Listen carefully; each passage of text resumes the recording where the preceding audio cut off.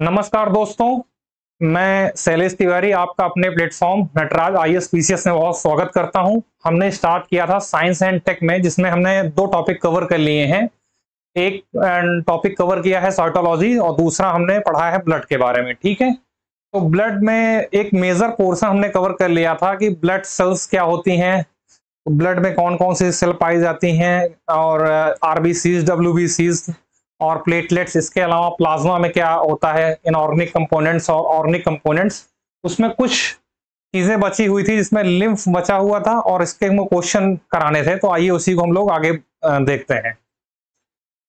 अब बात करते हैं सबसे पहले कि लिम्फ जो है वो ब्लड से कैसे डिफरेंट है। ठीक है, तो एक तो सबसे बड़ा अंतर ये है कि लिम्फ जो होता है ये एक कलरलेस फ्लूइड है। ठीक है, कलरलेस फ्लूइड है। कलरलेस क्यों होगा ये? कलरलेस इसलिए होगा क्योंकि इसमें कोई भी पिगमेंट नहीं पाया जाएगा, इसीलिए लिम्फ जो है हमारा कलरलेस फ्लूइड है। इसके अलावा अगर वर्क की बात करें तो हमने ब्लड में पढ़ा था कि हमारा जो ब्लड होता है वो हमारे ऑक्सीजन ट्रांसपोर्टेशन में, यानी गैसेस के एक्सचेंज में हेल्प करता है। उसी तरह जो लिम्फ है, लिम्फ भी सेम उसी पैटर्न में काम करेगा। ये भी exchange of nutrients and gases, वहां पर ऑक्सीजन के बात की जा रही थी ट्रांसपोर्ट की, यहाँ पर कार्बन डाइऑक्साइड और जितने भी हमारे ये एक्सक्रीटरी प्रोडक्ट्स होंगे जो कि सेल को नुकसान पहुंचाते हैं, उनको रिमूव करने का काम करेगा लिम्फ। ठीक है, तो ये किसके जरिए, ये कैसे रिमूव करता है, इसके बारे में देखते हैं। हमारी जो सेल्स होती है, सेल्स के बीच में पाया जाता है एक लिम्फेटिक सिस्टम। ठीक है, ये जो आपको डायग्राम दिख रहा है ये है लिम्फेटिक सिस्टम। जो हमारी सेल्स होती हैं, ब्लड सेल्स, हमने पढ़ा है ब्लड सेल्स में हमारी 3 प्रकार की कोशिकाएं पाई जाएंगी। कौन कौन सी? लाल रुधिर कणिकाएं, सफेद रुधिर कणिकाएं और प्लेटलेट्स। ठीक है,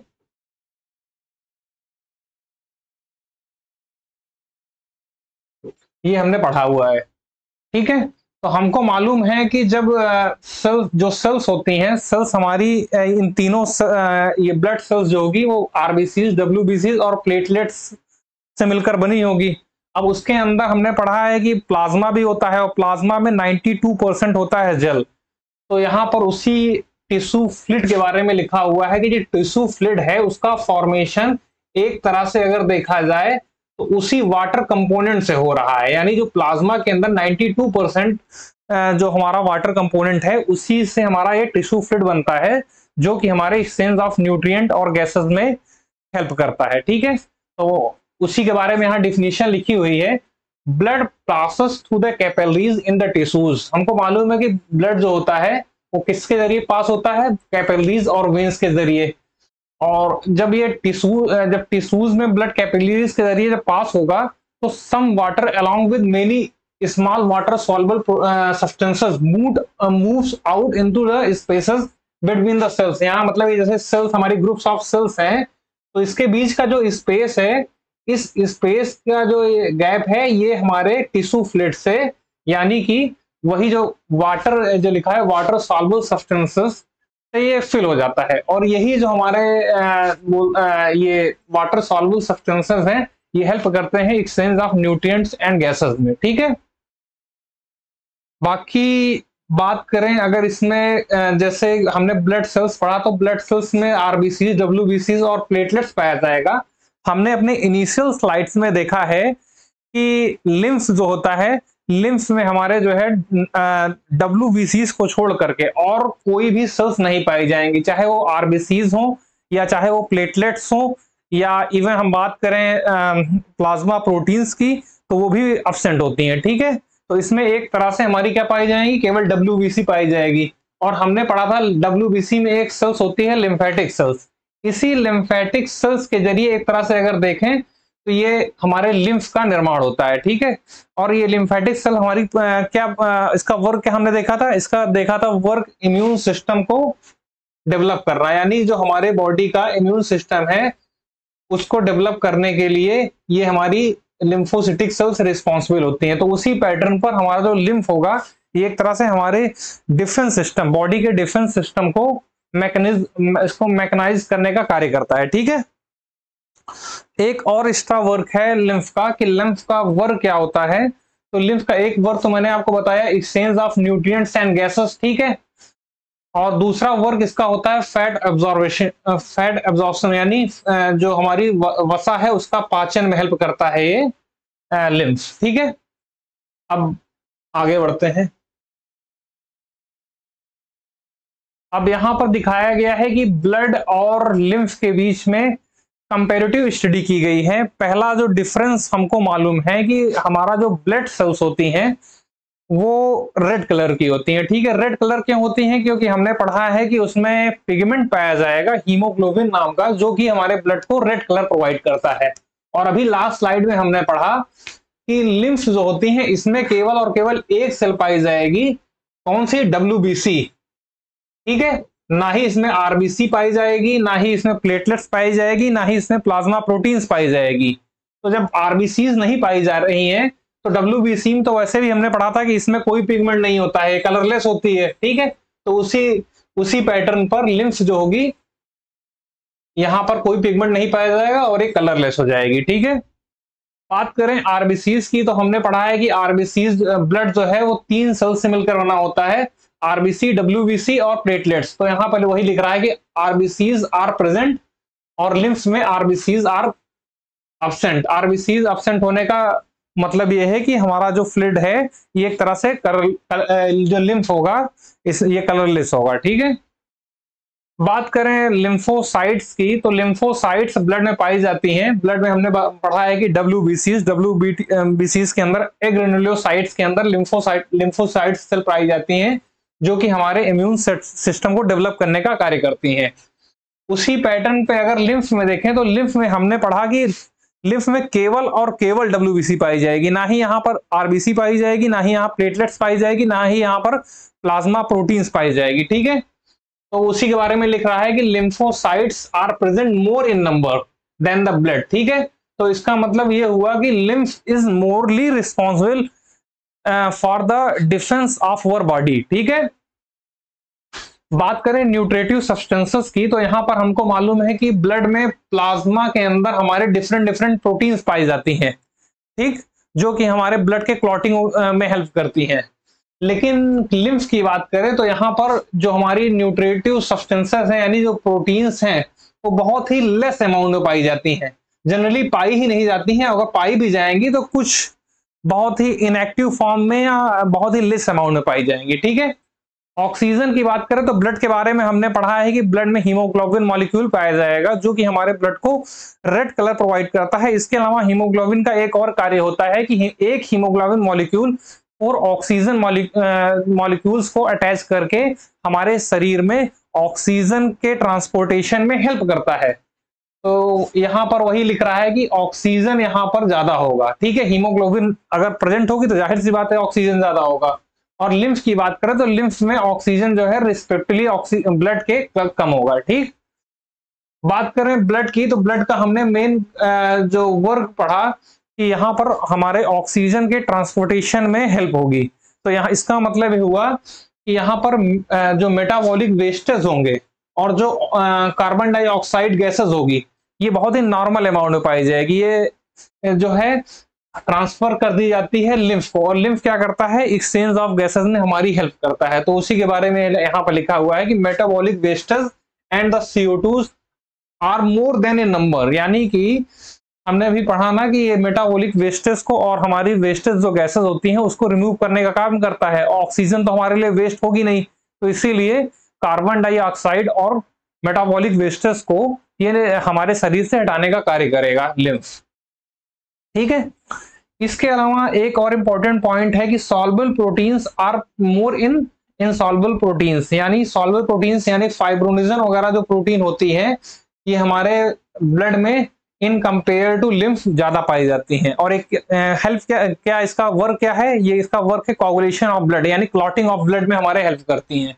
बात करें लिम्फ की, तो लिम्फ में भी इनसॉल्युबल प्रोटीन पाई जाएंगी और जिसकी संख्या जो होगी ये मोर होगी, ठीक है। इनसॉल्युबल प्रोटीन्स का मतलब ये हुआ कि यहाँ पर जो भी हमारी प्रोटीन्स पाई जाएंगी वो इनएक्टिव फॉर्म में ज्यादातर होंगी। तो इसका एक तरह से इनडायरेक्टली वर्क होगा हमारे क्लॉटिंग वगैरह में, ठीक है। आखिरी पॉइंट लिख रहा है कि fibrinogen in large amount. Fibrinogen कहाँ पाई जाती है? फाइब्रोनोजन प्रोटीन के बारे में हमने पढ़ा है कि फाइब्रोनोजन जो होती है ये हमारे प्लाज्मा में पाई जाती है, और ये जो फाइब्रोनोजन है ये ब्लड क्लॉटिंग में जो है हेल्प करती है।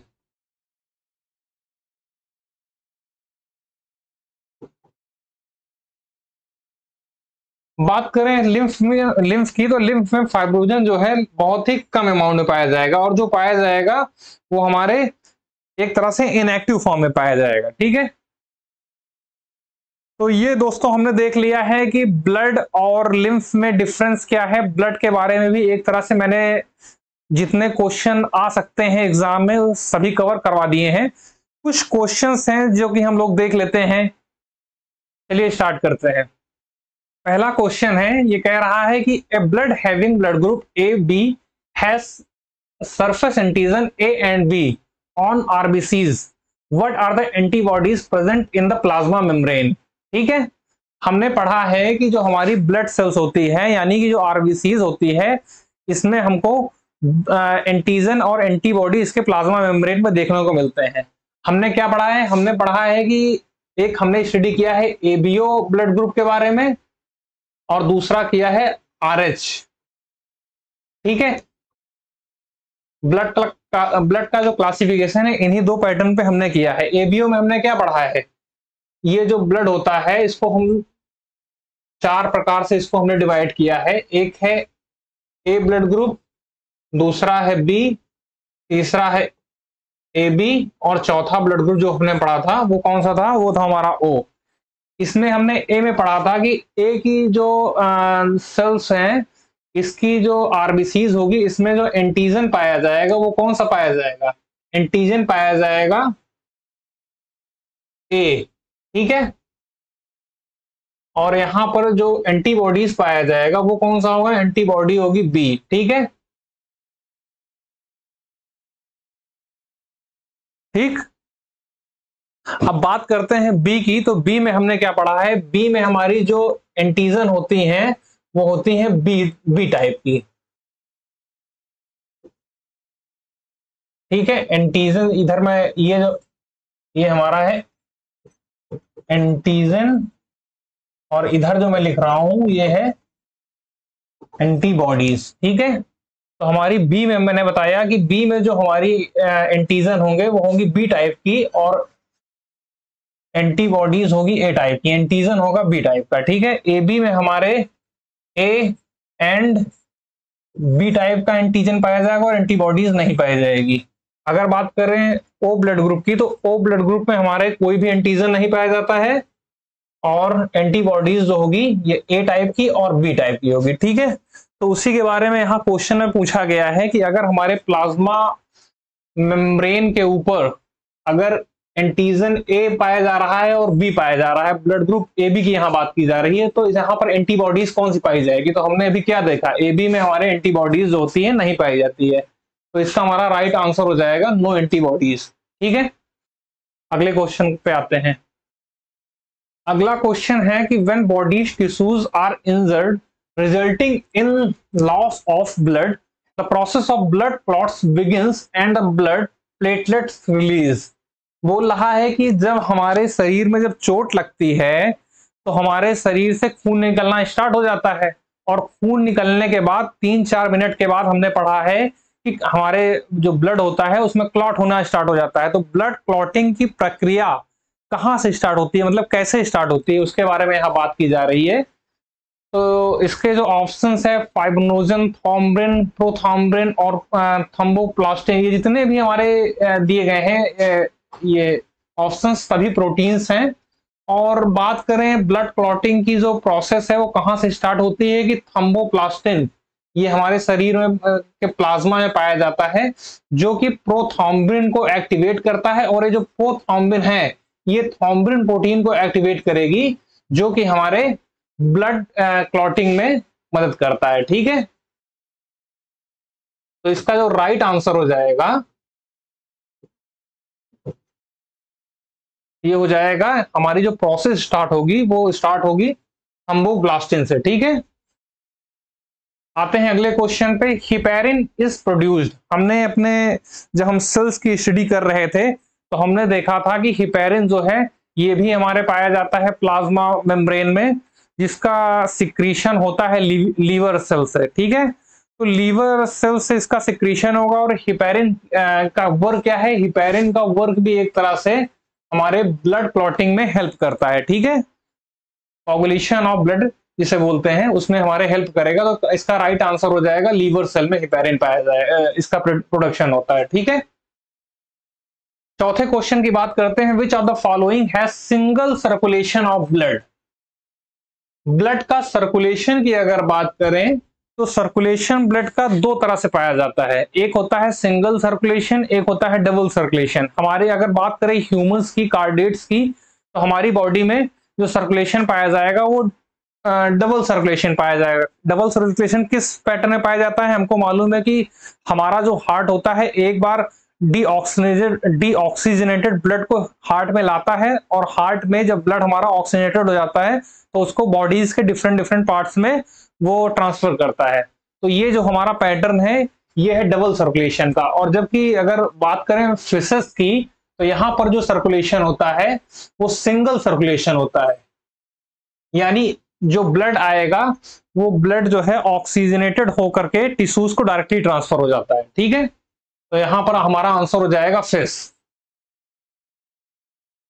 The normal diastolic blood pressure in normal healthy body result healthy adult human is. बात कर रहा है यहाँ पर ब्लड प्रेशर की, तो हमको ये पॉइंट जानना है कि जो नॉर्मल बॉडी का ब्लड प्रेशर होता है वो कितना होता है।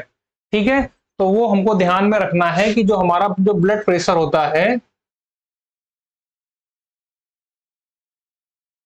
वो होता है 80 डिवाइड बाई 120। ये 80 क्या है? 80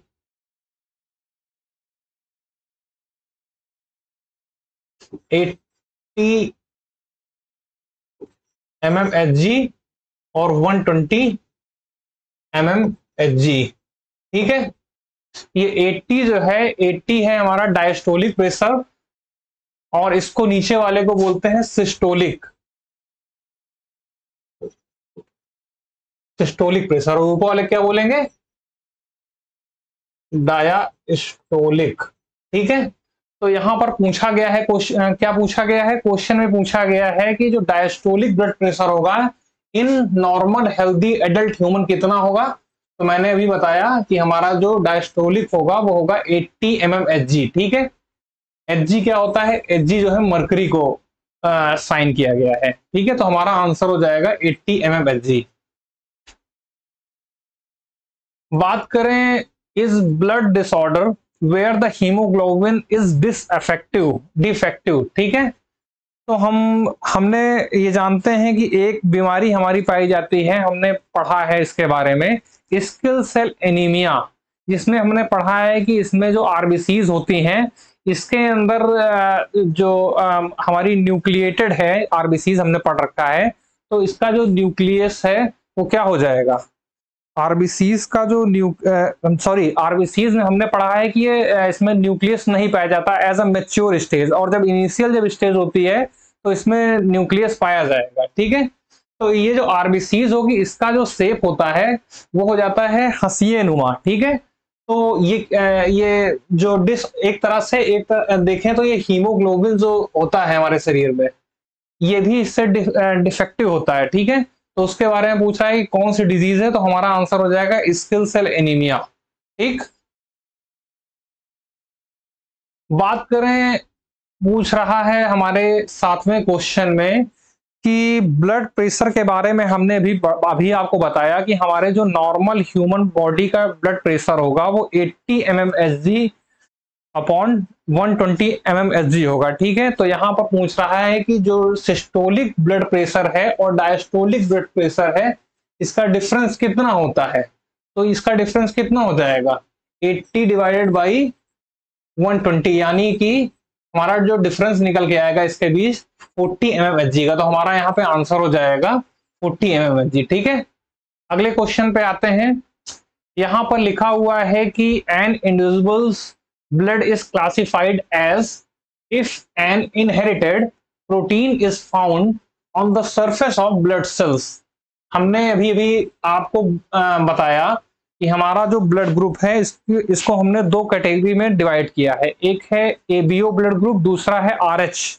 ठीक है, तो जो हमारे जो ये जितने भी होते हैं एंटीजन्स या एंटीबॉडीज या अदर कोई प्रोटीन्स, ये हमारे कहाँ पर होते हैं? ये हमारे होते हैं आरबीसीज की प्लाज्मा मेम्ब्रेन पर। तो उसी के बारे में यहाँ क्वेश्चन किया गया है कि अगर आपकी ब्लड सेल्स में कोई इनहेरिटेड प्रोटीन पाई जाती है, ठीक है, तो वो कौन सी होगी? तो वो हमारी सिंपल होती है RH नेगेटिव। ये चीज हमको ध्यान रखनी है, ठीक। और अगर नहीं पाई जाएगी तो ये हमारा इसका आंसर हो जाता है RH पॉजिटिव, ठीक। अब बात करते हैं अपने 9वें क्वेश्चन की। Forms clot when blood vessels get damaged. बोल रहा है कि जब हमारी ब्लड वेसल्स, यानी कि जब हमको जब चोट लगेगी तो हमारी जो ब्लड वेसल्स हैं वो डैमेज हो जाएगी। तो ब्लड वेसल्स जब डैमेज हो जाएगी तो क्वेश्चन में पूछा गया है कि कौन सी सेल्स हैं हमारे ब्लड की जो कि ब्लड क्लॉटिंग में एक तरह से हमारी हेल्प करती हैं। तो हमने क्या पढ़ा है, हमारी जो प्लेटलेट्स होती हैं ये जो होती हैं हमारे ब्लड क्लॉटिंग में हेल्प करती है। बात करें अगर अदर ऑप्शंस की, जो सेलुलोज होता है, हमने अभी अपने लास्ट चैप्टर में पढ़ा था साइटोलॉजी के अंतर्गत, सेलुलोज, हेमीसेलुलोज और पेक्टिन, ये कहाँ पाया जाएगा? ये पाया जाएगा प्लांट सेल्स की सेल वॉल में। हीमोग्लोबिन के बारे में हमने पढ़ा है कि हीमोग्लोबिन कहाँ पाई जाएगी? हमारी पाई जाएगी ब्लड सेल्स के आरबीसीज में, जो कि हमको ऑक्सीजन ट्रांसपोर्टेशन में हेल्प करती है। इसके अलावा हम ब्लड को रेड कलर प्रोवाइड करने का कार्य करती है, ठीक है। अब बात करते हैं अपने आखिरी क्वेश्चंस की। Human use haemoglobin to carry oxygen in their blood, similarly molluscs and crustaceans use to carry oxygen. हमको मालूम है कि हमारे ब्लड में एक पिगमेंट पाया जाता है हीमोग्लोबिन का, जो कि ऑक्सीजन को कैरी करने का कार्य करता है। हमने अपने लास्ट लेक्चर में देखा था कि एक हीमोग्लोबिन जो रहता है वो 4 ऑक्सीजन इसको एटम्स को वो इनहिबिट करके हमारे शरीर में एक तरह से ऑक्सीजन ट्रांसपोर्ट में हेल्प करेगा। तो यहाँ पूछ रहा है कि मोलस्कास और क्रस्टेशियंस में कौन सा पिगमेंट पाया जाता है? तो इसका हमारा आंसर हो जाएगा हीमोसाइनिन, ठीक है। हीमोसाइनिन पिगमेंट पाया जाएगा हमारे मोलस्कास और क्रस्टेशियंस में। हीमोग्लोबिन पाया जाता है ह्यूमंस में, और हीमोइरेथ्रिन कहाँ पाया जाएगा? एनालिड्स में, ठीक। तो इसी के साथ दोस्तों हमारा ये चैप्टर खत्म होता है। बहुत बहुत धन्यवाद, नमस्कार।